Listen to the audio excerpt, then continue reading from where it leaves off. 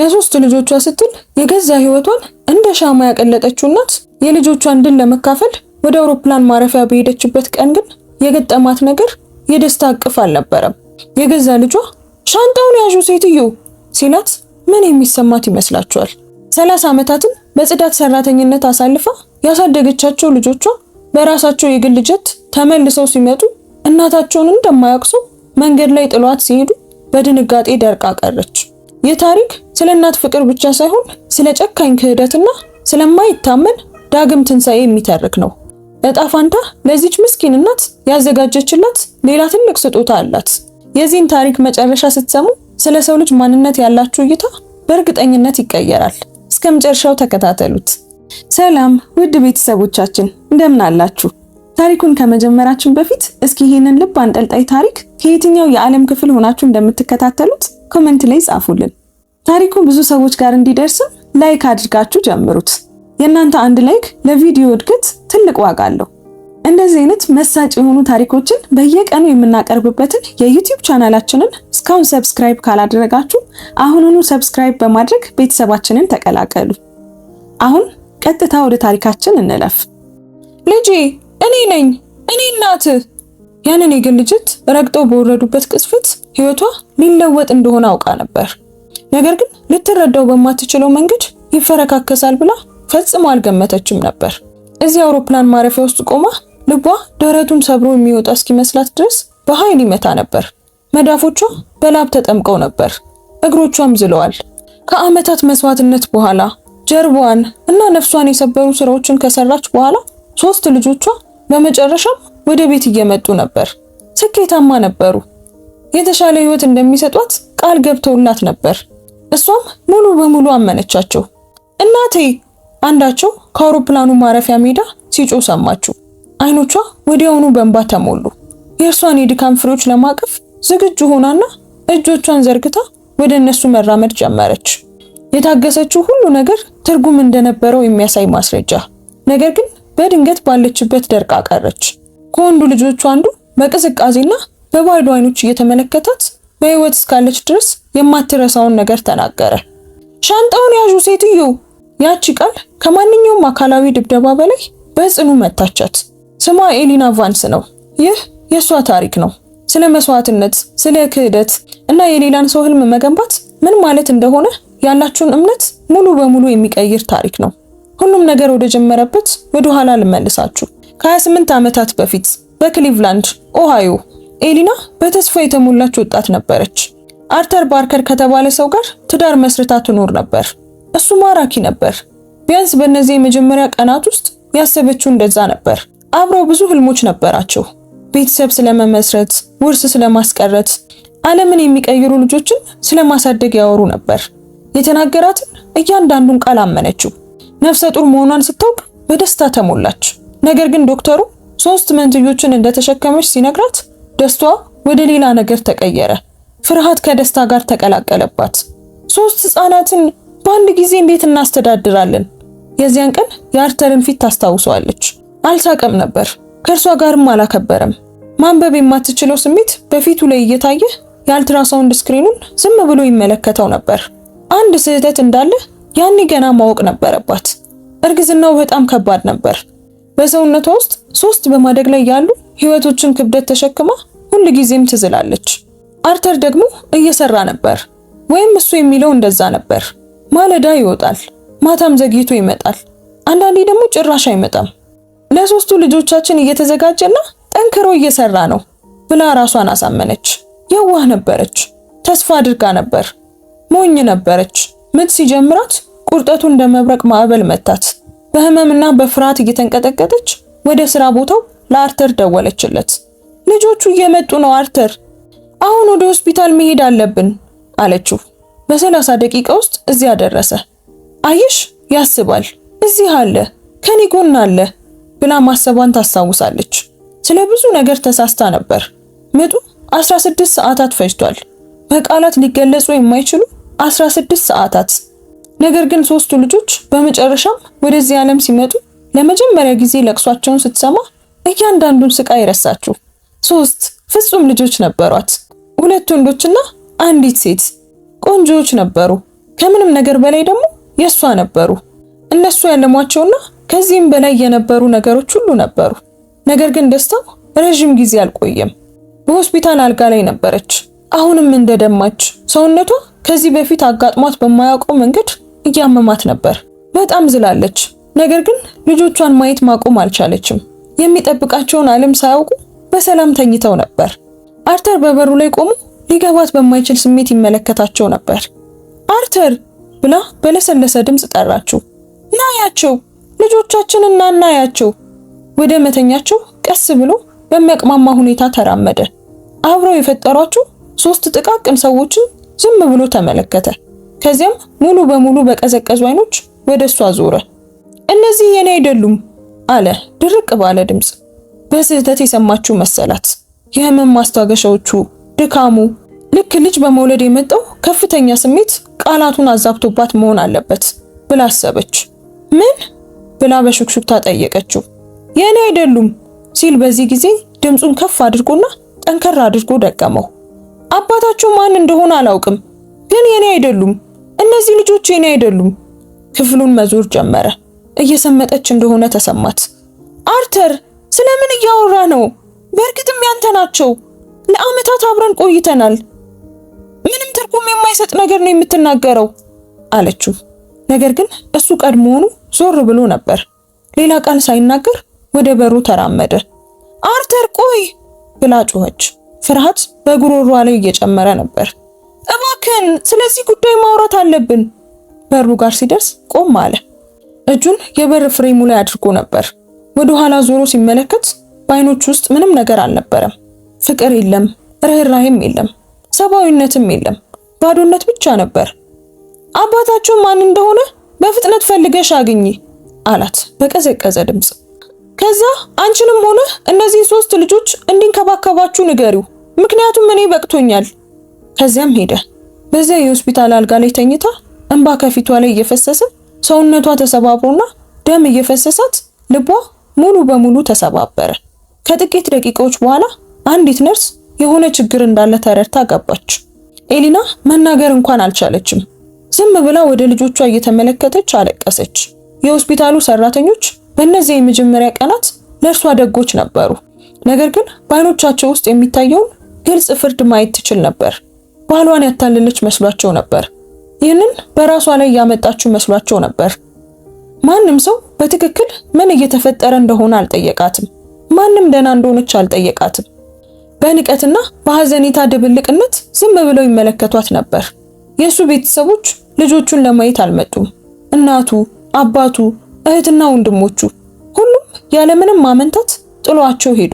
ከሆስፒታሉ ስልክ ለእናቱ 3 ጊዜ ደወለች። ጥሪዋን ግን አልመለሰችም። በመጨረሻም በአራተኛው ሙከራ አነሳችው። ወይዘሮ ባርከር አለች ኤሊና። ድምጿ እየተንቀጠቀጠ ነበር። ኤሊና ነኝ። ልጆቹን ወለድኩ። በጣም ቆንጆዎች ናቸው። አርተር እኛን ለመውሰድ በቅርቡ እንደሚመጣ ነግሮኝ ነበር፣ ግን እስካሁን ድረስ አልመጣም። እሱን እንዳገኘው ልትረጂኝ ትችያለሽ? በሌላኛው መስመር ላይ ረጅም ዝምታ ነበር። ስሚኝ አለች በመጨረሻም እናቱ። ድምጿ ስለታምና የሚቆርጥ ነበር። ልጄ ቀድሞውኑ ስለ ሁኔታው ነግሮኛል። ዲቃላ ልጆችሽን አንፈልግም። ዳግመኛ ወደዚህ ቤት እንዳትደውይ። ስልኩን ዘጋችባት። ስልኩን በእጇ ላይ ይዛ የጥሪ መቁረጫ ድምጹን እየሰማች መላው ዓለም እንደተደረመሰ ተሰማት። ብቻዋን ነበረች። 3 አዲስ የተወለዱ ህፃናት ነበሯት። ነገር ግን ለመፈራረስ ጊዜ አልነበራትም። ልጆቿ እሷን ይፈልጉ ነበር። አሁንም ሰውነቷ በህመም እየጮኸ ቢሆንም ልቧ ከደረቷ የተነቀለ ቢመስላትም የግድ መነሳት ነበረባት። ለመኖር ሙሉ በሙሉ በእርሷ ላይ ጥገኛ የሆኑትን እነዚህን 3 ትናንሽ ሰዎች መንከባከብ ነበረባት። ከ5 ቀናት በኋላ ከሆስፒታል ስትወጣ አርተር ሊወስዳት አልመጣም። 3ቱን ልጆቿን ይዛ አሁንም እየደማችና መራመድ እንኳን አቅቷት 3 የህፃናት መቀመጫዎችን ወደ ተሽከርካሪ ማስገባት አስቸጋሪን ስራ እየሰራች በታክሲ ወደ ቤቷ ሄደች። የታክሲ ሹፌሩም አልረዳትም። ዝም ብሎ ከፊት ወንበር ሆኖ ራሱን እየነቀነቀ ይመለከት ነበር። የሄደችበት አፓርታማ አርተር የከፈለው ነበር። ነገር ግን በዚያ ስትደርስ የሱ ዕቃዎች እንደሌሉ አስተዋለች። ልብሶቹ፣ የግል ቁሳቁሶቹ፣ ሁሉም ነገር። እርሷ በሆስፒታል ሆና የሱን ልጆች ስትወልድ እሱ ከህይወታቸው ውስጥ የሱን ግማሽ አጽድቶ ነበር። አሁን ያኔ ነበር ብቻዋን መሆኗን በእውነት የተረዳችው። የመጀመሪያው ዓመት የመትረፍ ግርግር ነበር። አልተኛችም ነበር። መተኛት ቅንጦት ሆኖባት ነበር። በየጥቂት ሰዓታት መመገብ የሚያስፈልጋቸው 3 ህፃናት ነበሩ። የሚያለቅሱ 3 ህፃናት፣ የማያቋርጥ ትኩረትና እንክብካቤን የሚፈልጉ 3 ህፃናት። ምንም እርዳታ፣ ምንም አጋር፣ ምንም የቤተሰብ ድጋፍ አልነበራትም። በአንድ መኝታ ክፍል አፓርታማ ውስጥ እሷና 3 ልጆቿ ብቻ ለመትረፍ እየጣሩ ነበር። 3ቱንም አጥብታለች። ይህ ማለት ሰውነቷ ሁልጊዜም ዝሎ ነበር ማለት ነው። በፍጥነት ክብደት ቀንሳለች።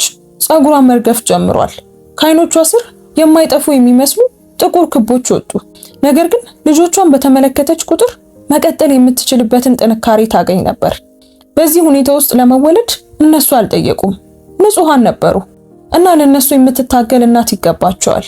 ስራ ባገኘችበት ጊዜ ሁሉ ሰራች። መጀመሪያ ላይ አልፎ አልፎ በሚገኝ ስራ ጀመረች። ለሌሎች ቤተሰቦች ህፃናትን መጠበቅ፣ ቅዳሜና እሁድ ቤቶችን ማጽዳት፣ ገንዘብ የሚያመጣ ማንኛውንም ነገር ሰራች።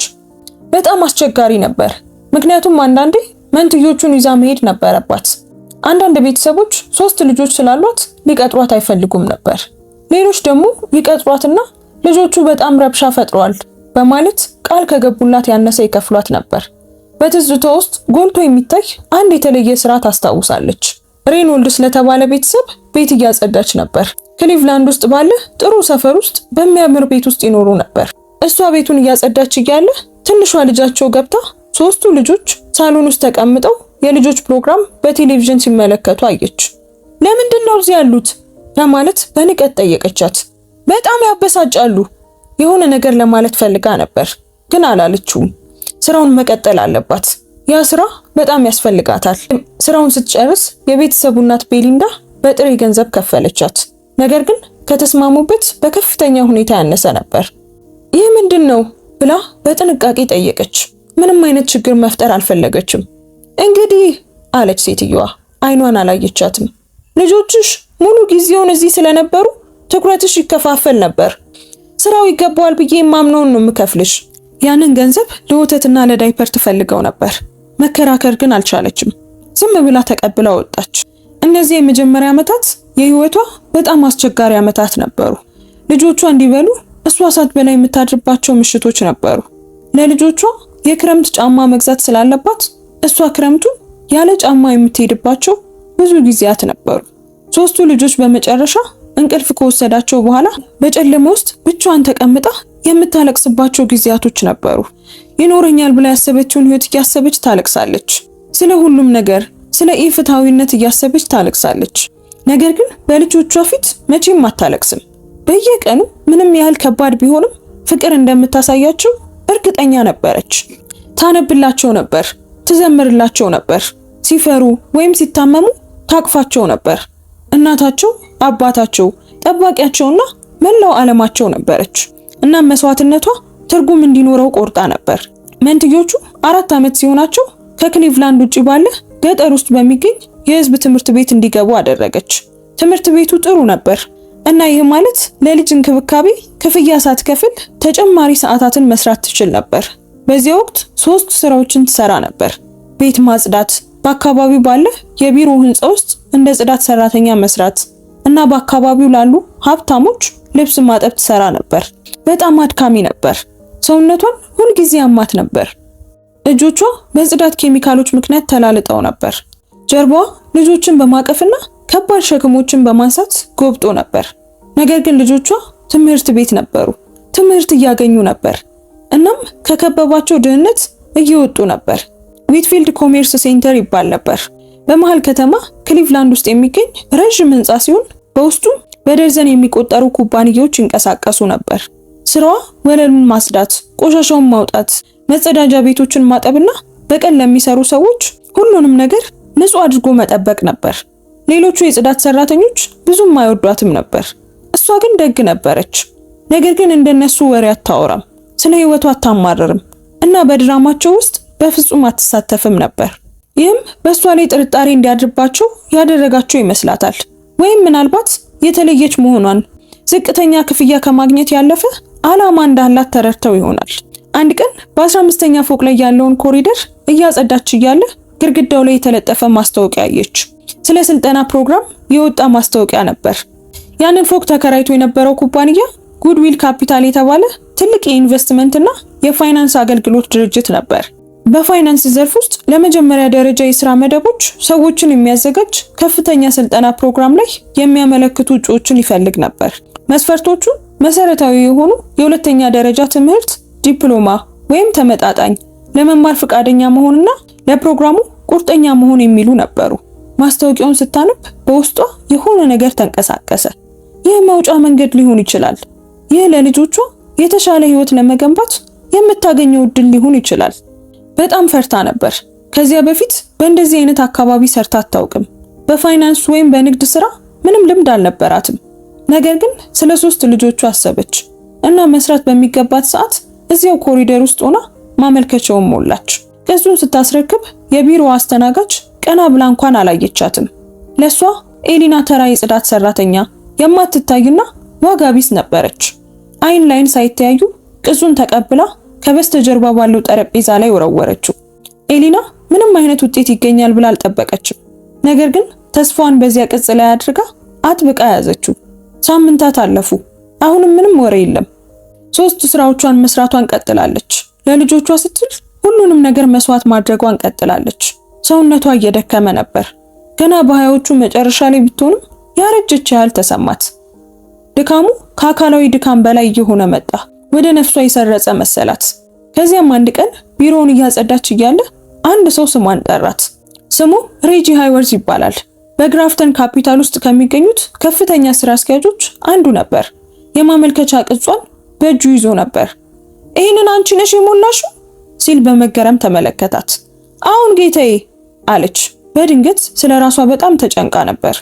የጽዳት ዩኒፎርሟን፣ ስሟ የተለጠፈበትን ተራ ግራጫ ልብስ ለብሳ ነበር። እጆቿ በጽዳት ዕቃዎች ምክንያት ቀልተውና ሻክረው ነበር። ለምን በፋይናንስ ዘርፍ መስራት ፈለግሽ? ሲል ጠየቃት። አሁን ከምትሰሪው ስራ ፍጹም የተለየ ነው። ልትዋሽ ትችል ነበር። ምናልባት እሱ መስማት የሚፈልገውን መልስ ልትሰጠው ትችል ነበር። ነገር ግን የሆነ ነገር እውነቱን እንድትነግረው አደረጋት። ምክንያቱም ብቻዬን የማሳድጋቸው 3 ልጆች ስላሉኝ ነው አለች በቀስታ።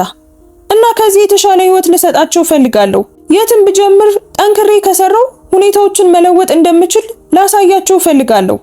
ለረጅም ጊዜ ተመለከታት እና በፊቱ ላይ የሆነ ለውጥ አየች። መረዳት ነበር፣ ርህራሄ ነበር። በብዙ ዓመታት ውስጥ ለመጀመሪያ ጊዜ አንድ ሰው ለህይወቷ ዋጋ እንዳለው አድርጎ ሲመለከታት ነበር። የስልጠና ፕሮግራሙ ከባድ ነው፣ ቁርጠኝነትም ይጠይቃል። ሌሎች ስራዎችን እየሰራሽ ይህንን ለማድረግ ተዘጋጅተሻል? አላት። አሁን ጌታዬ አለች ያለ ምንም ማመንታት። እድሉን እንሰጥሻለን። እዚያው ኮሪደሩ ላይ ልትንበረከክ ምንም አልቀራትም ነበር። ነገር ግን ከአይን እስክትሰወር ድረስ ራሷን በግድ ያዘችው እና መኪና ውስጥ ተቀምጣ ከብዙ ዓመታት በኋላ ለመጀመሪያ ጊዜ የተስፋ እንባ አለቀሰች። የስልጠና ፕሮግራሙ እስካሁን ካደረገቻቸው ነገሮች ሁሉ በጣም አስቸጋሪው ነበር። ከጠዋቱ 10 ሰዓት ትነሳለች። ልጆቿን ለትምህርት ቤት ታዘጋጃለች። 40 የምትባል አሮጊት ጎረቤቷ ቤት ታስቀምጣቸዋለች። እሷን ማዝናናት በልጆች እንክብካቤ ትረዳት ነበር። ወደ ግራፍተን ካፒታል የስልጠና ማዕከል ትሄዳለች። እዚያም ስለ ፋይናንስ፣ ኢንቨስትመንትና ንግድ ስራ 8 ሰዓት ትማራለች። ከዚያም ከምሽቱ 12 ሰዓት እስከ ምሽቱ 4 ሰዓት ድረስ ወደ ማታ የጽዳት ስራዋ ትሄዳለች። በሌሊት ምናልባት 4 ሰዓት ብቻ ነበር የምትተኛው። ነገር ግን ቆርጣ ነበር። አብሯት የሚሰለጥኑት ከሷ ፍጹም የተለዩ ነበሩ። ከሀብታም ቤተሰቦች የመጡ ነበሩ። የግል ትምህርት ቤቶች የተማሩ፣ የቤተሰብ ግንኙነትና ትውውቅ የነበራቸው፣ እሷን በጉጉት አንዳንዴም በሐዘኔታ የሚመለከቷት ነበሩ። ነገር ግን ከሁሉም በላይ ጠንክራ ስለምትሰራ በአክብሮት ያናግሯት ነበር። ቤት ስትመለስ እስከ ሌሊት ድረስ ታጠና ነበር።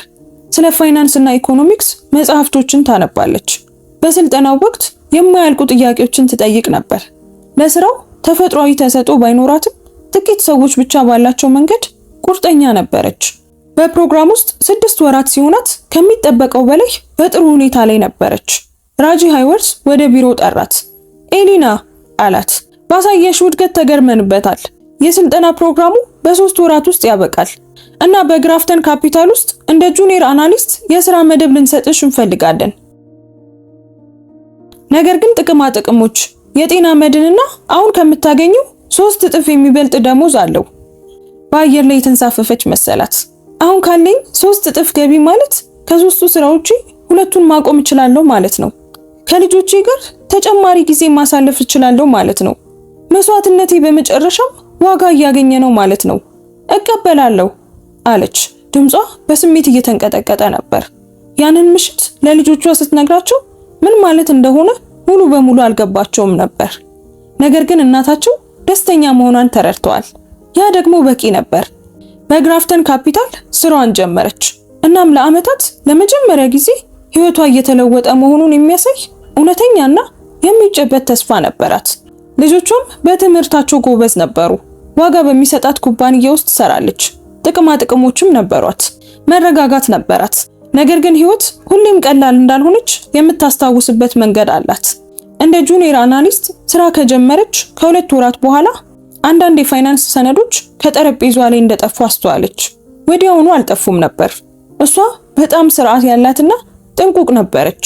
ነገር ግን በጥቂት ሳምንታት ውስጥ በአንድ የተወሰነ መሳቢያ ውስጥ እንዳስቀመጠቻቸው የምታውቃቸው ፋይሎች ጠፉ። ለበላይ ተቆጣጣሪዋ የኩባንያው ባለቤቶች አንዱ ልጅ ለሆነችው ካርመን ዊትፊልድ ነገረቻት። እሷ ግን ስጋቷን ውድቅ አደረገችው። ኤሊና አለቻት፣ ታውቂያለሽ አንዳንዴ ፋይሎች ይዘዋወራሉ። ነገር ግን ኤሊና እንዳልተሳሳተች ታውቅ ነበር። ስለ ስራዋ በጣም ጠንቃቃ ነበረች። ምንም እንኳን መደበኛ የትምህርት ዳራ ባይኖራትም ለዚህ የሥራ መደብ ብቁ መሆኗን ማረጋገጥ የምትችልበት ብቸኛው መንገድ እሱ ነበር። ከዚያም አንድ ቀን ወደ ስዋይል ቢሮ ተጠራች። ልቧ በኃይል መምታት ጀመረ። ምንም የሰራችው ስህተት አልነበረም። ይህንን ታውቅ ነበር። ነገር ግን የጥሪው ድምፅ የሆነ አስፈሪ ነገር ነበረው። ወደ ኤችአር ቢሮ ስትገባ ከትልቅ ጠረጴዛዋ ጀርባ 3 ሰዎች ተቀምጠው አየች። አንዷ ካርመን ዊትፊልድ ነበረች። አይኖቿን እያየች አልነበረም። ኤሊና ሲል ጠራት። የኤችአር ዳይሬክተሩ ቴሬንስ ዋትሰን ነበር። ስለ አንዳንድ የጠፉ ሰነዶች ልናነጋግርሽ ይገባል። ያለ ፈቃድ ወስደሻቸው ሊሆን ይችላል ብለን ለማመን የሚያበቁ ምክንያቶች አሉን። ደሟ ቀዘቀዘ። ምን አለች? ይሄ ሊሆን አይችልም። እኔ በፍጹም እንደዚህ አላደርግም። እኛ ግን ማስረጃዎች አሉን አላት ንግግሯን በማቋረጥ። በርካታ ሰነዶች ከጠረጴዛሽ ላይ ጠፍተዋል እና በአንቺ እጅ ተገኝተዋል። በእኔ እጅ አልተገኙም አለች ድምጿን ከፍ አድርጋ። ምንም ሰነዶች የሉኝም እና ደግሞ ከሁሉም በላይ የመጀመሪያውን እውነተኛ እድል የሰጠኝን ኩባንያ ለምን እሰርቃለሁ? ካርመን ዊትፊልድ በመጨረሻም ተናገረች። ኤሊና ስንከታተልሽ ቆይተናል። ስለ ታሪክሽ እናውቃለን። ከምንም እንደመጣሽ እናውቃለን። ተስፋ እንደቆረጥሽም ይገባናል። ወደ እንደዚህ አይነት ድርጊት ብታመሪ ምንም አያስደንቀንም። እነዚያ ቃላት ከማንኛውም ድብደባ በላይ መቷት። ድህነቷ ወንጀለኛ እንዳደረጋት፣ ተስፋ መቁረጧ ሌባ እንዳስባላት፣ ምንም ያህል ብትለፋ፣ ምንም ያህል ራሷን ብታረጋግጥ፣ ሁልጊዜም ከከተማው መጥፎ ጎን እንደመጣች ደሃ ሴት እንደምትታይ የነገረቻት ነበር። እኔ ምንም ነገር አልወሰድኩም አለች በጽናት። ባልፈጸምኩት ነገር ነው እየከሰሳችሁኝ ያላችሁት። ሁሉም የሚለው እሱን ነው አለ ቴረንስ አንዳንድ ወረቀቶችን እያገላበጠ ነበር። ከስራ ልናሰናብትሽ ተገደናል። ይህም ከአሁን ሰዓት ጀምሮ ተግባራዊ ይሆናል። የዚህን ድርጊት ዝርዝር ለፖሊስ እናስተላልፋለን። ዓለም በፊቷ ስትዞር ተሰማት። ይህ ስራ ለሷ ሁሉም ነገር ነበር። ይህ መውጫ መንገዷ ነበር። ይህ ለልጆቿ የተሻለ ህይወት ለመስጠት ያገኘችው ትኬት ነበር። ማመን አለባችሁ አለች ተስፋ በቆረጠ ድምጿ። እኔ ይህንን እንዳላደረግኩ ማመን አለባችሁ። የሆነ ሰው እያጠመደኝ ይሆናል። ነገር ግን ምንም ብትል አልጠቀመም። እነሱ ቀድሞውኑ ውሳኔያቸው ላይ ደርሰዋል። የፈራረሰ ቤት የመጣች ደሃ ሴት አዩና መጥፎውን ነገር ገመቱባት። 3 ስራዎችን መስራቷ፣ ለልጆቿ ስትል ሁሉንም ነገር መስዋዕት ማድረጓ፣ በዚህ የስልጠና ፕሮግራም ውስጥ ቦታዋን በድካሟ ማግኘቷ፣ ከነዚህ ውስጥ አንዳቸውም ዋጋ አልነበራቸውም። ድህነቷ ወንጀሏ ነበር። ህንፃውን ለቃ የወጣችው በድንጋጤ ውስጥ ሆና ነበር። መንቀሳቀስ አቅቷት በመኪና ውስጥ ለሰዓታት ተቀመጠች። ትርጉም ያለውን ብቸኛ ስራ አጣለች። በጭንቅላቷ ላይ የፖሊስ ምርመራ ተንጠልጥሏል። ልጆቿ ትምህርት ቤት ሆነው ልትወስዳቸው እስክትመጣ እየጠበቁ ነበር። የእናታቸው ዓለም በዙሪያዋ እየፈራረሰ መሆኑን በፍጹም አያውቁም ነበር። ያንን ከሰዓት በኋላ ወሰደቻቸውና ወደ ቤት ይዛቸው ሄደች። ምን እንደተፈጠረ አልነገረቻቸውም። ዝም ብላ አቅፋቸው በዝምታ አለቀሰች። በሚቀጥሉት ሳምንታት ፖሊስ ስለተባለው ስርቆት ምርመራ አደረገ። ደጋግማ ጠየቀች። ስለ ፋይናንስ ሁኔታዋ፣ ስለ ዕዳዎቿ፣ ስለ ተስፋ መቁረጧ ሊያውቁ ፈለጉ። በእነሱ አይምሮ ተስፋ መቁረጥ ከጥፋተኝነት ጋር አንድ መሆኑ ግልጽ ነበር። ነገር ግን ውሎ አድሮ ምርመራው ምንም ውጤት አላመጣም። ምንም እንደወሰደች የሚያሳይ ትክክለኛ ማስረጃ አልነበረም። ሰነዶቹ በኩባንያው ፋይል ውስጥ ዳግመኛ መታየት ጀመሩ። ካርመን ዊትፊልድ ራሷ ሰነዶቹን እንዳዘዋወረቻቸው ታወቀ። ምናልባትም ከሷ ጋር ምንም ግንኙነት በሌለው የውስጥ ፖለቲካ ወይም የስልጣን ሽኩቻ ምክንያት ሊሆን ይችላል። ነገር ግን በዚያ ጊዜ ምንም ፋይዳ አልነበረውም። ተባራ ነበር። በግራፍተን ካፒታል ውስጥ ማንም ሊመሰክርላት አልፈለገም። የመጀመሪያውን እድል የሰጣት ሬጂ ሃይወርስ በዚህ ሁሉ ፈተና ወቅት ጭራሽ አልነበረም፣ የለም ነበር። በኋላ ላይ ወደ ሌላ ቢሮ እንደተዘዋወረ አወቀች። ቢፈልግ እንኳን ሊጠብቃት አይችልም ነበር። በጣም ተጎድታ ነበር። ነገር ግን እንዲያጠፋት አልፈቀደችም። ከዚህ የከፋ ነገር ተርፋለች። መተው ድህነትና ሰው እንዳልሆነች አድርጎ ሊያምን ከፈለገ ማህበረሰብ ፍርድ ተርፋለች። ይህንንም መትረፍ ትችላለች። እናም ወደ ጽዳት ስራዋ ተመለሰች። ነገር ግን አሁን የበለጠ ብልህ ሆናለች። በጣም ጥንቁቅ ነበረች። የምትችለውን ሁሉ ቆጠበች። እናም በልጆቿ ትምህርት ላይ በፍጹም ተስፋ አልቆረጠችም ነበር። መንትዮቹ በጣም ጎበዝ ነበሩ። ሶስቱም በትምህርታቸው የተመሰከረላቸው ነበሩ። ደግና ታላቅ ዓላማ ያላቸው ነበሩ። እናታቸውን ሊያኮሯት ይፈልጉ ነበር። ምንም እንኳን እሷ በግልጽ ባትነግራቸውም እናታቸው ሁሉን ነገር መስዋዕት ያደረገችው ለነሱ እንደሆነ ያውቁ ነበር። እነሱ የሁለተኛ ደረጃ ትምህርት ቤት እያሉ እሷ 4 የተለያዩ የጽዳት ስራዎችን ትሰራ ነበር። ከሚጠበቀው በላይ ትዝላለች። እጆቿ በጽዳት ኬሚካሎች ምክንያት ለዘላለም የተጎዱ ይመስላሉ። ጀርባዋ ከዓመታት ከባድ የጉልበት ስራ ምክንያት ጎብጧል። ነገር ግን ትቀጥላለች። ምክንያቱም አሁን በልጆቿ ውስጥ ያለውን ብቃት ታያለች። አንድ ቀን ትልቁ ልጇ ሞሪስ የምስራች ይዞ መጣ። እማዬ አላት። አይኖቹ በደስታ እያበሩ ነበር። ስኮላርሺፕ አገኘው። በውጭ ሀገር ለመማር ሙሉ ስኮላርሺፕ አገኘው። ሁሉንም ነገር ይከፍላሉ። የትምህርት ክፍያ፣ የመኖሪያና የምግብ ሁሉንም ነገር እማዬ። ልትወድቅ ምንም አልቀራትም ነበር። ምን አለች በሹክሹክታ። ለማመን እየፈራች ነበር። በግራፍተን ካፒታል በኩል ነው። ዝቅተኛ የኑሮ ደረጃ ላላቸው ቤተሰቦች ስኮላርሺፖችን የሚሰጥ ፕሮግራም ነው። እድሉ ይኖረኛል ብዬ ስላላሰብኩ ሳልነግርሽ ነው ያመለከትኩት፣ ግን ተቀበሉኝ። የግራፍተን ካፒታልን ስም ስትሰማ ልቧ ተጨነቀ። እርሷን ያጠፋት ኩባንያ፣ በስርቆት ከሱ ያባረራት ኩባንያ። ነገር ግን አሁን ልጇን እየረዱት ነበር። ጎበዝ፣ የሚገባውና ከማንኛውም ጥፋት ንጹህ የሆነው ልጇን። በጥቂት ሳምንታት ውስጥ ሌሎቹ ሁለቱም ልጆቿ በዚያው ፕሮግራም ተመሳሳይ ስኮላርሺፕ አገኙ። ሶስቱም መንትዮች በውጭ ሀገር ሄደው ሊማሩ ነው። ሶስቱም እሷ ብቻዋን ልትሰጣቸው የማትችለውን እድል ሊያገኙ ነበር። ወደ አውሮፕላን ማረፊያ የሄዱበት ቀን በህይወቷ ውስጥ በጣም ጣፋጭና መራራ ከሆኑት ቀናቶች አንዱ ነበር። በጣም ኩራት ስለተሰማት ልቧ የሚፈነዳ መስሏት ነበር። ነገር ግን እነሱን የማጣት ፍርሃት ደግሞ ነበረባት። ወደ ዓለም ከወጡ በኋላ ደሃና የተሰበረች እናታቸውን ባይፈልጉስ ብላ ሰጋች። በአውሮፕላን ማረፊያ ውስጥ እየተራመዱ ሳሉ ልጇ ናታሻ ዞር ብላ እጇን ያዘች። እማዬ አለቻት። በአይኖቿ ውስጥ እንባ እየታየ ነበር። ስኬታማ እንሆናለን፣ እናም እንንከባከብሻለን፣ ቃል እንገባለን። ያለፍሽበት ስቃይ ሁሉ፣ ያደረግሽው መስዋዕት ሁሉ ዋጋ ይኖረዋል፣ እመኚኝ። አቅፋት አለቀሰች። በጣም ወዳችኋለሁ ብላ በሹክሹክታ ተናገረች። እኛም እንወድሻለን እማዬ አለቻት። እናም ህይወታችንን እንለውጣለን፣ ለአንቺ ስንል ስኬታማ እንሆናለን። በዚህ አውሮፕላን ማረፊያ ጥሏት ሄዱ። እናም የራሷ ምርጥ ክፍሎች ተለይተው ሲሄዱ ያየች መሰላት። ለመጀመሪያዎቹ ጥቂት ወራት ዘውትር ይደውሉላት ነበር። ስለ ትምህርታቸው፣ ስለ አዳዲስ ጓደኞቻቸው፣ ስላጋጠማቸው አስደሳች ነገሮች ይነግሯት ነበር። ስለሚማሩባቸው ቆንጆ ከተሞችም ያወሯት ነበር። በእነሱ ታሪክ ውስጥ ሆና ህይወትን ትለማመድ ነበር። ነገር ግን ጊዜ እያለፈ ሲሄድ ጥሪዎቹ እየቀነሱ መጡ። በትምህርታቸው ተጠምደዋል። አዳዲስ ጓደኞችን እያፈሩ ነው። የራሳቸውንም ህይወት እየገነቡ ነው። ተረድታለች። ለነሱ ሸክም መሆን አትፈልግም። ቢሆንም ግን እነዚያን ጥሪዎች ትጠብቅ ነበር። ሲደውሉ ዝግጁ ለመሆን የጽዳት ስራዋን በእነሱ የሰዓት ቀጠና መሰረት ታስተካክል ነበር። ማንኛውም ነገር ካስፈለጋቸው ለመርዳት እንድትችል የምታገኘውን ሳንቲም ሁሉ ትቆጥብ ነበር። አመታት አለፉ። አሁን በ40ዎቹ እድሜ ውስጥ ነበረች። እናም ሰውነቷ ላለፉት አመታት ላደረገችው የጉልበት ስራ ዋጋ እየከፈለ ነበር። በጀርባዋ ላይ የማያቋርጥ ህመም ነበረባት። በእጆቿ ላይ የአርትራይተስ በሽታ ይዟታል። ሁልጊዜም ትዝላለች። ነገር ግን ልጆቿ አሁንም እየተማሩ ስለነበረ ካስፈለጋቸው ለመርዳት ስለምትፈልግ ስራዋን ትቀጥላለች። ከልጆቿ የሚመጡ ጥሪዎች ይበልጥ ብርቅ እየሆኑ መጡ። ወራት ያህል ሳይደዋወሉ ያልፋሉ። በዚህ ላለመጎዳት ትሞክር ነበር። ለወደፊት ህይወታቸው ትኩረት ሰጥተዋል። ዋናው ነገር እሱ ነው በማለት ራሷን ታሳምን ነበር። ነገር ግን ታመመች። የማይለቅ የማያቋርጥ ሳል ጀመራት። ድካም ብቻ መስሏት ነበር። ሰውነቷ በመጨረሻም ተሸንፎ መሆኑ መስሏት ነበር። ነገር ግን ሳሉ እየተባባሰ መጣ። ከዚያም ትኩሳት ጀመራት። ስራዋን ለመቀጠል ሞከረች። ነገር ግን በጣም ደክማ ነበር። በመጨረሻም ወደ ዶክተሮች ሄደች። አቅሟ ስለማይፈቅድ ይህን የምታደርገው አልፎ አልፎ ነበር።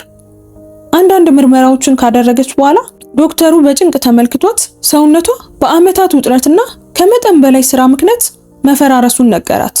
በብዙ የጤና እክሎች እየተሰቃየች ነበር። ስር የሰደደ ድካም፣ ጭንቀትና ከፍተኛ የደም ግፊት፣ የመተንፈሻ አካላት ኢንፌክሽን። ማረፍ አለብሽ አላት ዶክተሩ። ከስራ ፍቃድ መውሰድና ሰውነትሽን እንዲያገግም ማድረግ አለብሽ። ነገር ግን ከስራ ፍቃድ መውሰድ አትችልም ነበር። ያለ ደሞዝ የቤት ኪራይ መክፈል አትችልም ነበር። ስለዚህ አሁንም እየታመመች ወደ ስራዋ ተመለሰች። በዚህ ጊዜ ውስጥ ለልጆቿ በተደጋጋሚ ደውላ ነበር። እንዲደውሉላት መልእክት ተወችላቸው። በችግሮቿ ልታስጨንቃቸው ፈልጋ አልነበረም። ድምጻቸውን መስማት ብቻ ነበር የፈለገችው፣ ከነሱ ጋር መገናኘት። እነሱ ግን አልመለሱላትም። ስራ ስለበዛባቸው ነው ብላ ራሷን አጽናናች። በመጨረሻም ሲደውሉ ያስረዱኛል ብላ ጠበቀች። ነገር ግን በውስጧ በጣም ፈርታ ነበር። ለነሱ ስትል ሁሉንም ነገር መስዋዕት አድርጋለች። አሁን ደግሞ በጣም በፈለገቻቸው ጊዜ ሙሉ በሙሉ እንዳጣቻቸው ተሰማት። በህመምና በተስፋ መቁረጥ ጭጋግ ውስጥ ሳምንታትን አሳለፈች። ክሊቭላንድ ውስጥ ባለ አፓርታማ ውስጥ ብቻዋን ነበረች። በቀን የሰዎችን ቤት ታጸዳለች፣ በሌሊት ደግሞ ታለቅሳለች። ማንም ደህና መሆኗን አልጠየቃትም። ደሟን ያፈሰሰችላቸው ሁሉንም ነገር የሰጠቻቸው ልጆቿ እዚህ አልነበሩም። ነፍሷን ያተረፈችላት የቀድሞ ጎረቤቷ አርባ ነበረች። አንድ ቀን መታ ካልጋ መነሳት እንኳን አቅቷት አገኘቻት። ያለ ፍቃዷ አምቡላንስ ጠራች። ሆስፒታል ውስጥም አብራት ቆየች። ምግብ ታመጣላትና ለሰዓታት አብራት በመቀመጥ ታጫውታት ነበር። ልጆችሽ ለምን ሊያዩሽ አይመጡም ስትል አንድ ቀን በለሰለሰ ድምፅ ጠየቀቻት። መልስ አልነበራትም። አታውቅም፣ ለምን እንደማይመጡ አታውቅም። በመጨረሻም ወደ ስራ ለመመለስ የሚያስችል አቅም አገኘች። ነገር ግን በውስጧ የሆነ ነገር ለብዙ ዓመታት ኤሊና ቫንስን ደግፎ ያቆያት ተስፋ በከፍተኛ ሁኔታ ደብዝዞ ነበር። አሁንም በልጆቿ ታምናለች። አሁንም ይረዱኛል ብላ ተስፋ ታደርጋለች። ነገር ግን ያ የማይናወጥ እምነቷ አሁን ተናግቶ ነበር። ከዚያም ከታመመች ከአንድ ዓመት በኋላ ወሬዎችን መስማት ጀመረች። ሰዎች ወደሷ እየመጡ ልጆቿ በውጭ ሀገር ትልቅ ደረጃ ላይ እንደደረሱ በሹክሹክታ ይነግሯት ነበር። ሀብታም ሆነዋል፣ ስኬታማ ንግዶችንም ገንብቷል። አሁን ወደ ቤት እየመጡ ነው። መጀመሪያ ጊዜ አላመነችም። ነገር ግን ብዙ ሰዎች ያንኑ ተመሳሳይ ነገር መናገር ጀመሩ። የሰፈሯ ሰዎች፣ ብዙም የማታውቃቸው ሰዎች ሁሉ አንድ አይነት ዜና ይዘውላት ይመጣሉ። ልጆችሽ ወደ ቤት እየመጡ ነው፣ አሁን በጣም ሀብታም ናቸው ይሏታል። በኤሊና ውስጥ የስሜት ማዕበል ተነሳ። ደስታ፣ እፎይታ እና እውነት መውጣት። የከፈለችው መስዋዕትነት ሁሉ፣ የታገሰችው ሁሉ ለዚህ ነበር፣ ልጆቿ ተሳክቶላቸው ለማየት። እና አሁን ልጆቿ ተሳክቶላቸዋል፣ ስኬታማም ሆነዋል። እናም ወደ ቤታቸው እየመጡ ነው። ህይወት ምን ሊመስል እንደሚችል ለራሷ መገመት ጀመረች። ምናልባት የሕክምና ወጪዋን ይሸፍኑላት ይሆናል። ምናልባት ወደ ተሻለ አፓርታማ ያዘዋውሯት ይሆናል። ምናልባት በመጨረሻም ጠንክራ መስራቷን ታቆም ይሆናል። ምናልባት ማረፍ ትችል ይሆናል። ለብዙ ዓመታት የምትጠብቀው ነገር ነበር። እነሱን ለመቀበል አዲስ ልብስ ገዛች። ውድ አልነበረም፣ ነገር ግን ያላት ምርጥ ልብስ ነበር። በአካባቢው ባለ ጸጉር ቤት ጸጉሯን ተሰራች። ስታያቸው ቆንጆ ሆና መታየት ፈልጋ ነበር። እናታቸው አሁንም በጽናት እንዳለች እንዲያዩላት ፈለገች። የሚመጡበት ቀን ሲደርስ ቀደም ብላ ወደ አውሮፕላን ማረፊያው ሄደች። በመቀበያው ቦታ ላይ ቆማ ልቧ እየመታ እነሱን ለማየት በሮቹን ትመለከት ነበር። ከዚያም አየቻቸው። ነገር ግን ከተራ የመንገደኞች አውሮፕላን አልነበረም የወረዱት። ወደ መቆሚያው ጠጋ ያለ የቅንጦት የግል አውሮፕላን ነበር።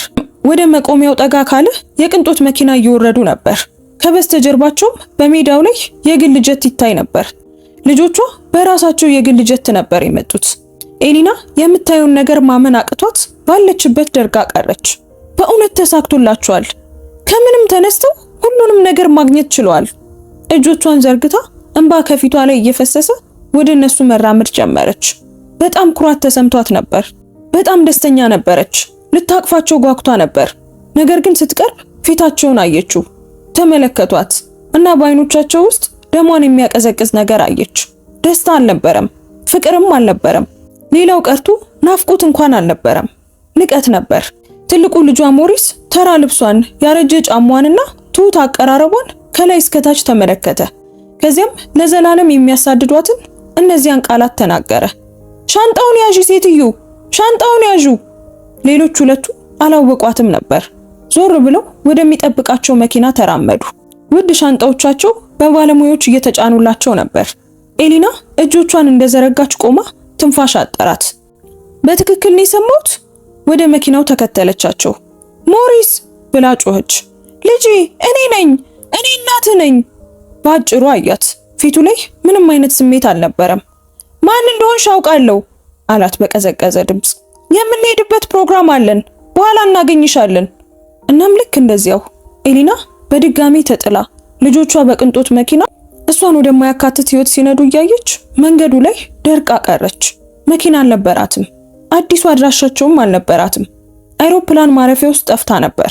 ነገር ግን ብዙም ሳይቆይ ያወቀች።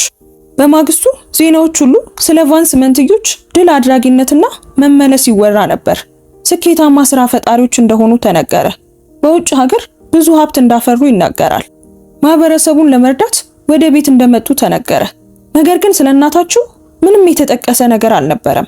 ኤሊና የት እንደሚሆኑና መቼ እንደምታያቸው ለማወቅ ዜናውን በትኩረት ትከታተል ነበር። በመጨረሻም ከልጇ ላታሻ ጥሪ ደረሳት።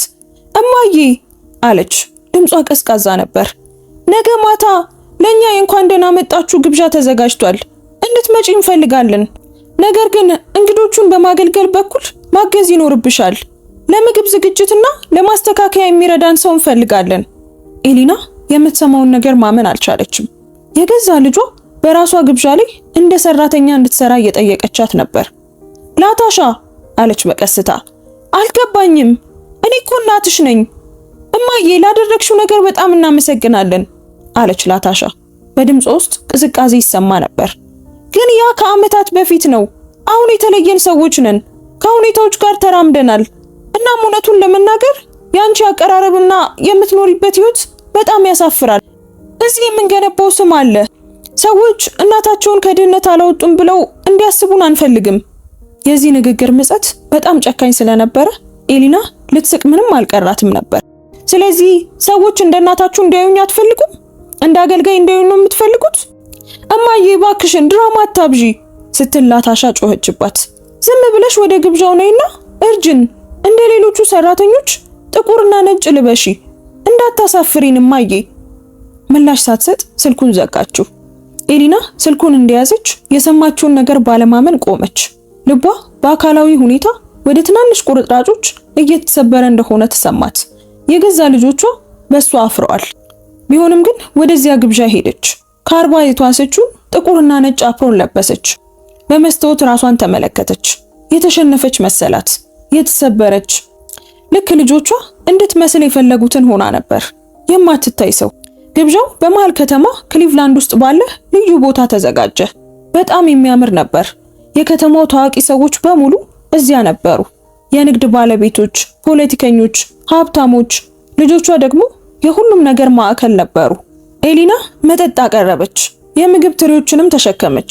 የፈሰሰ ሻምፓኝ አጸዳች።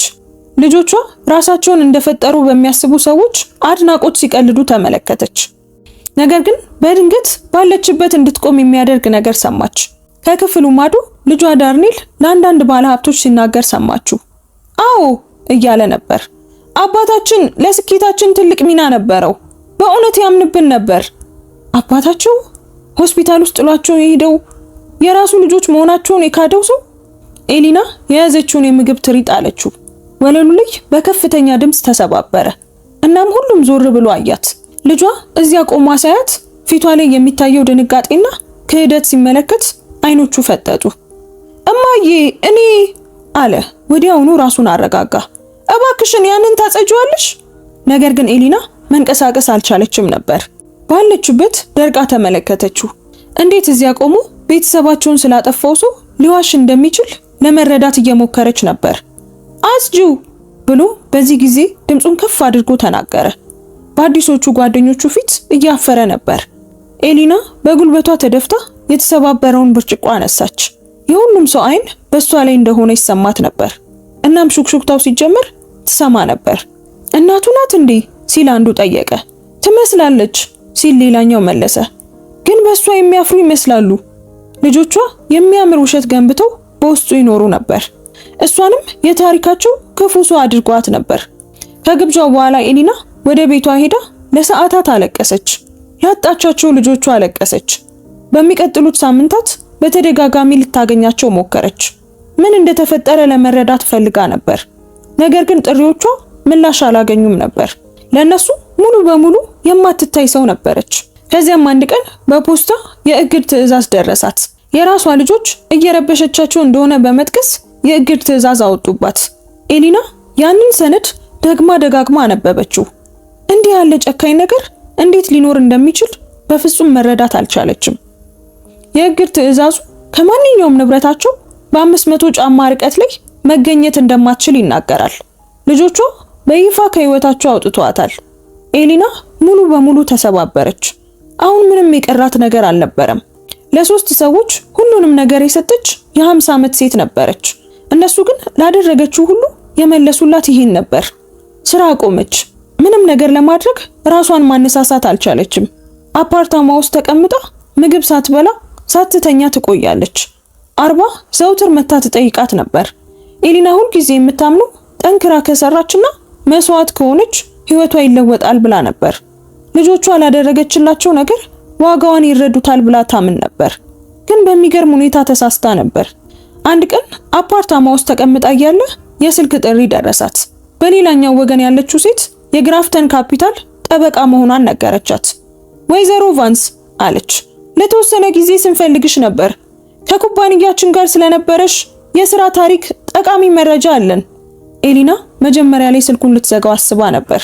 ነገር ግን ጠበቃዋ ስታስረዳ እንደ አውሮፓውያን አቆጣጠር በ2010 ከስራሽ የተባረርሽው ያላግባብ መሆኑን ደርሰንበታል። በሌላ ሰራተኛ እንደተጠመድሽ የሚያሳይ ማስረጃ አግኝተናል። እናም ይህንን ጉዳይ በስምምነት ለመጨረስና ካሳ ለመስጠት ወስነናል አለቻት። ኤሊና የምትለውን ነገር ለመስማት እንኳን አልቻለችም ነበር። ያላግባብ ተባራለች። ያ ትክክል እንደሆነ እሷ ሁሌም ታውቅ ነበር። የካሳው መጠን ምን ያህል ነው አለች በቀስታ። እንግዲህ አስገራሚው ክፍል እሱ ነው እመቤት አለች ጠበቋ። ለስልጠና ፕሮግራሙ ያንን ማመልከቻ ስትሞይ ለስኮላርሺፕ ፈንድ የሚሆን ቅጽም ሞልተሽ ነበር። ያ ቅጽ በታዳጊ ገቢዎች ፈንድ ውስጥ እንደ ቀድሞ ባለሀብት መዝግቦሻል።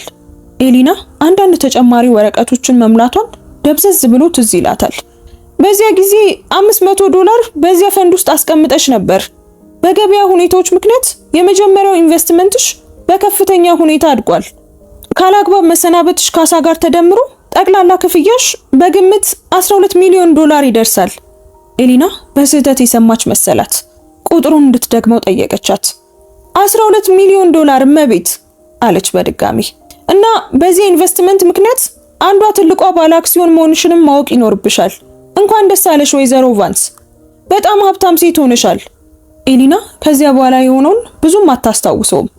ገንዘቡ ወደ አካውንቷ ሲገባ ማየቷ ብቻ ትዝ ይላታል። በስክሪኑ ላይ ያለውን ቁጥር ስትመለከት ምንም አይነት ስሜት እንዳልተሰማት ትዝ ይላታል። ምክንያቱም $12 ሚሊዮን ያጣችውን ጊዜ ሊመልሰው አይችልም። የልጆቿን ፍቅር ሊመልስ አይችልም። የአመታትን ስቃይ በፍጹም ሊመልሰው አይችልም። የግራፍተን ካፒታል ስኮላርሺፕ ፈንድ በአንዲት የቀድሞ ጽዳት ሰራተኛ ኢንቨስትመንት የተደገፈ መሆኑንና ይህች ሴት የኩባንያው ትልቅ ባለአክሲዮን መሆኗ በዜና ሲወጣ ልጆቿ በመጨረሻ ሊያገኟት ሞከሩ። ነገር ግን አልደወሉም። ጠበቃዎቻቸውን ላኩ። ልጆቿ ለንግድ ስራቸው ድጋፍ ለማድረግ ፈቃደኛ መሆኗን ማወቅ ፈለጉ። አሁን ገንዘብ እንዳላት ሲያውቁ ከጎኗ ለመሆን ፈለጉ። ሁሉንም ነገር ከሷ ፈለጉ። ኤሊና ምንም እንኳን የእግድ ትዕዛዝ ቢኖርም ከሶስቱ ልጆቿ ጋር አንድ ጊዜ ተገናኘች። ወደ አዲሱ አፓርታማዋ መጡ። እሷን የሚመለከቱበት መንገድ ገረማት። በፍቅር ሳይሆን በስሌት ነበር። እማዬ አለች ናታሻ። ከልብ ያልሆነ ፈገግታ እያሳየች ነበር። ይቅርታ ልንጠይቅሽ ይገባል። መጀመሪያ ወደ ቤት ስንመጣ ነገሮችን የያዝንበት መንገድ ጥሩ አልነበረም። ግንኙነታችንን እንደገና ብንገነባ ደስ ይለናል አለ ሞሪስ። እና አንቺም ኢንቨስት ልታደርጊባቸው የምትችያቸውን አንዳንድ የንግድ ዕድሎች ልናወያይሽ እንፈልጋለን። ኤሊና ሁሉንም ነገር የሰጣቻቸውን ሶስቱን ልጆቿን ተመለከተቻቸው። እናም በመጨረሻም በግልጽ አየቻቸው። ራስ ወዳድነታቸውን አየች። ስግብግብነታቸውን አየች። ስለሷ ምንም ግድ እንደሌላቸው አየች። እውነተኛዋ ኤሊና ገንዘብ እስኪያገኙ ድረስ ለነሱ አሳፋሪ ነበረች። አይ አለች በቀስታ። አይ ማለት ዳርኔል ግራ ተጋብቶ ጠየቃት። መስማት አልፈልግም ብላ አቋረጠቻቸው። በንግዳችሁ ላይ ኢንቨስት ማድረግ አልፈልግም። ገንዘብ ላበድራችሁ አልፈልግም። ልረዳችሁ አልፈልግም። ኤሊና ቀጠለች። ከናንተ ከማንኛችሁም ጋር ግንኙነት እንዲኖረኝ አልፈልግም። ግን እማዬ ናታሻ መናገር ጀመረች። በዚህ ስም እንዳትጠሪኝ አለቻት። በዚህ ስም እንዳትጠሪኝ ስትል ኤሊና ጮኸች። በድምጿ ጥንካሬ እሷ ራሷ ተገረመች። እኔ ባንቺ ዘንድ አሳፋሪ እንደነበርኩ በግልጽ አሳይተሽኛል። እናት ሳይሆን አገልጋይ እንደሆንኩ አሳይተሽኛል። ያንን ከኔ ነጥቀሽኝ ነበር። አሁን ግን ገንዘብ እንዳለኝ ስታውቂ እማዬ ብለሽ ልትመልሹ ትፈልጊያለሽ? እማዬ ይህ ፍትሃዊ አይደለም አለ ሞሪስ ራሱን ለመከላከል እየሞከረ ነበር። ወጣቶችና ሞኞች ነበርን፣ አልገባንም ነበር። በደንብ ገብቷችሁ ነበር ኤሊና ተናገረች። ደካማና ደሃ እንደነበርኩ ገብቷችሁ ነበር፣ ተረድታችሁት ነበር። እናም በዚያው ልክ አስተናገዳችሁኝ። ግን አሁን ገንዘብ አለኝ፣ ስልጣን አለኝ። እናም ያንን ስልጣን እናንተን ከህይወቴ ለማስወገድ እየተጠቀምኩበት ነው። ኤሊና በህይወቷ ለመጀመሪያ ጊዜ ነፃነት ተሰማት። መስዋዕትነቷ የልጆቿን ፍቅር ለማግኘት በቂ ይሆናል ብላ አስባ ለ10 ዓመታት አምና ነበር። ራሷን አሳልፋ ከሰጠች ዋጋዋን ያያሉ ብላ አምና ነበር። በሰው ልጅ ልብ ውስጥ ባለው መሰረታዊ ደግነት አምና ነበር። ግን ፍጹም ተሳስታ ነበር። እውነቱ መራርና ቀላል ነበር። እነሱ ፈጽሞ አልወደዷትም። ፍቅሯን እንደ ተራ ነገር ቆጥረውት ነበር። እንደ መጫወቻ ድንጋይ ተጠቀሙበት። እናም እሷ እንደማታስፈልጋቸው ባሰቡበት ቅስፈት እንደማይረባ ነገር ወረወሯት። መስዋዕትነቷ ምንም ዋጋ አልነበረውም። ምክንያቱም እነሱ ከመጀመሪያው ዋጋ አልሰጡትም። ኤሊና ያገኘችውን 12 ሚሊዮን ዶላር ወስዳ ለራሷ አዲስ ህይወት ገነባች። እዳዎቿን ከፈለች። ክሊቭላንድ ውስጥ ባለ ጥሩ ሰፈር ውስጥ የሚያምር ቤት ገዛች። ጉዞዎችን አደረገች። ከዚህ በፊት ገዝታ የማታውቃቸውን ነገሮች በሙሉ ለራሷ ገዛች። በትርፍ ጊዜዋ ወደ ትምህርት ቤት ተመልሳ በቢዝነስ አስተዳደር ዲግሪዋን አገኘች። አዳዲስ ጓደኞችንም አፈራች። እሷ ካለፈችበት ጋር ተመሳሳይ ህይወት ውስጥ ያሉ ሴቶችን የሚረዳ የበጎ ፍቃድ ድርጅትን ተቀላቀለች። አሁን ኤሊና ሌሎችን በመርዳት ውስጥ ዓላማ አገኘች። ይህን የምታደርገው ግን ሽልማት ፍለጋ ሳይሆን ትክክለኛ ነገር ስለሆነ ነው። በህይወቷም ለመጀመሪያ ጊዜ ለማንም ሳይሆን ለራሷ መኖር ጀመረች። ልጆቿ ባለፉት ዓመታት ደጋግመው ሊያገኟት ሞክረዋል። ኤሊና ከህይወቷ ልታስወጣቸው መቁረጧን ሲረዱ የተለየ መንገድ ሞከሩ። ውድ ስጦታዎችን ይዘው በሯ ላይ መጡ። ለድርጊታቸው ይቅርታ የሚጠይቁ የተለያዩ ደብዳቤዎችን ላኩ። እንደተለወጡ ሊያሳምኗት ሞከሩ። ግን ኤሊና ይህንን ውሸት ከዚህ በፊት ሰምተው ነበር። እናም ዳግመኛ አልተታለለችም። ዓመታት አለፉ። አሁን በ60ዎቹ እድሜዋ ውስጥ ትገኛለች። ጤነኛና በህይወቷም ደስተኛ ናት። ትርጉም ያለውን ነገር ገንብታለች። የሚያስቡላት ጓደኞች አሏት። ከመትረፍ ባለፈ ዓላማ አላት። ከዚያም አንድ ቀን ልጇን በዜና ላይ አየች። ናታሻ በገንዘብ ምዝበራ በቁጥጥር ስር እየዋለች ነበር። ለካ ለዓመታት ከንግድ አጋሮቿ ስትሰርቅ ቆይታለች። ሞሪስም በሆነ የፋይናንስ ማጭበርበር ቅሌት ውስጥ ተዘፍቆ ነበር። ዳርኔልም ከማይረቡ ሰዎች ጋር ተቀላቅሎ የሆነ ችግር ገጥሞት ነበር። ያፈሩት ገንዘብ፣ የገነቡት ስኬት ሁሉ በዙሪያቸው እየፈራረሰ ነበር። ኤሊና ይህንን ስትመለከት ምንም አልተሰማትም። በውድቀታቸው ደስታም ሆነ እርካታ አልተሰማትም። ዝም ብሎ ይህንን መንገድ ስለመረጡ ብቻ ጥልቅ ሐዘን ተሰማት። የህግ ችግራቸው ከጀመረ በኋላ እሷን ለማግኘት መሞከራቸውን አቆሙ። ምናልባት ይህንን እንደ በቀል አጋጣሚ ትጠቀምበታለች ወይም በችግራቸው ጊዜ ፊቷን ታዞርባቸዋለች ብለው አስበው ይሆናል። ልክ ነበሩ። ኤሊና ከዚህ ሁሉ የተማረችው እውነት ቀላል ግን ጥልቅ ነው። መስዋዕትነት ምስጋናን አያረጋግጥም። ፍቅር አጸፋዊ ፍቅርን አያረጋግጥም። ጠንክሮ መስራትም ደስተኛ ፍጻሜን አያረጋግጥም። ኤሊና የተማረችው ነገር ቢኖር ለደስታዋ ተጠያቂው እሷ ራሷ መሆኗን ነው። መቆጣጠር የምትችለው ብቸኛው ሰው ራሷን ነው። ልትተማመንበት የምትችለው ፍቅር እሷ ራሷ ለራሷ ያላት ፍቅር ነው። ይህ ማለት ግን ልጆቿን መውደድ አቁማለች ማለት አይደለም። በሆነ ደረጃ ሁልጊዜም ትወዳቸዋለች። ምክንያቱም እነሱ የሷ አካል ናቸው።